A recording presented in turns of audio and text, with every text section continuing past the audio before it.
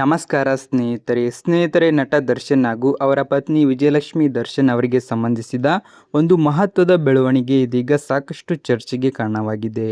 ವರದಿಗಳ ಪ್ರಕಾರ ದರ್ಶನ್ ಅವರ ಜೀವನದ ಕೆಲವು ಘಟನೆಗಳಿಂದ ಪ್ರೇರಿತವಾಗಿದೆ ಎಂದು ಹೇಳಲಾಗುತ್ತಿರುವ ಬಾಸ್ ಸಿನಿಮಾ ಸದ್ಯ ಬಿಡುಗಡೆ ಹಂತದಲ್ಲಿದೆ. ಈ ಚಿತ್ರದ ಕೆಲವು ದೃಶ್ಯಗಳಲ್ಲಿ ದರ್ಶನ್ ಅವರನ್ನು ನಕಾರಾತ್ಮಕವಾಗಿ ಚಿತ್ರಿಸಲಾಗಿದೆ ಎಂಬ ಆರೋಪ ಕೇಳಿಬಂದಿದ್ದು, ರೇಣುಕಾಸ್ವಾಮಿ ಪ್ರಕರಣಕ್ಕೆ ಹೋಲುವ ಕಥಾವಸ್ತುವನ್ನು ಬಳಸಲಾಗಿದೆ ಎನ್ನುವ ಚರ್ಚೆಯೂ ನಡೆಯುತ್ತಿದೆ.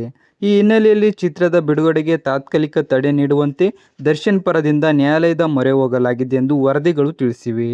ಮಾಹಿತಿ ಪ್ರಕಾರ ಮೊದಲ ಹಂತದಲ್ಲಿ ಸಲ್ಲಿಸಿದ್ದ ಅರ್ಜಿಗೆ ಅನುಕೂಲಕರ ಆದೇಶ ಸಿಗದ ಹಿನ್ನೆಲೆಯಲ್ಲಿ ವಿಜಯಲಕ್ಷ್ಮಿ ದರ್ಶನ್ ಮೇಲ್ಮನವಿ ಸಲ್ಲಿಸಿದ್ದಾರೆ.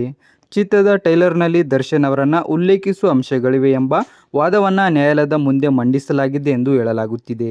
ಕೆಲವು ಮಾಧ್ಯಮ ವರದಿಗಳ ಪ್ರಕಾರ ಚಿತ್ರದ ಟ್ರೈಲರ್ ಕುರಿತು ಪರಿಶೀಲನೆ ನಡೆಸುವಂತೆ ನ್ಯಾಯಾಲಯ ಸೂಚನೆ ನೀಡಿದೆ ಎನ್ನಲಾಗುತ್ತಿದ್ದು, ಪ್ರಕರಣದ ವಿಚಾರಣೆ ಮುಂದುವರೆದಿದೆ. ಆದರೆ ಈ ಕುರಿತು ಅಂತಿಮ ಆದೇಶ ಅಥವಾ ಅಧಿಕೃತ ತೀರ್ಪು ಇನ್ನೂ ಪ್ರಕಟವಾಗಿಲ್ಲ. ಸ್ನೇಹಿತರೆ, ಈ ವಿಚಾರದ ಬಗ್ಗೆ ನಿಮ್ಮ ಅಭಿಪ್ರಾಯವೇನು? ಸಿನಿಮಾ ಹಾಗೂ ವ್ಯಕ್ತಿಯ ಹಕ್ಕುಗಳ ನಡುವೆ ಸಮತೋಲನ ಇರಬೇಕು ಎಂದು ನೀವು ಭಾವಿಸಿದ್ದೀರಾ? ನಿಮ್ಮ ಅನಿಸಿಕೆಯನ್ನು ಕಮೆಂಟ್ ಮೂಲಕ ತಪ್ಪದೇ ತಿಳಿಸಿ. ವಿಡಿಯೋ ಇಷ್ಟವಾದರೆ ಲೈಕ್ ಮಾಡಿ, ನಮ್ಮ ಚಾನಲ್ನ ಸಬ್ಸ್ಕ್ರೈಬ್ ಮಾಡಿ.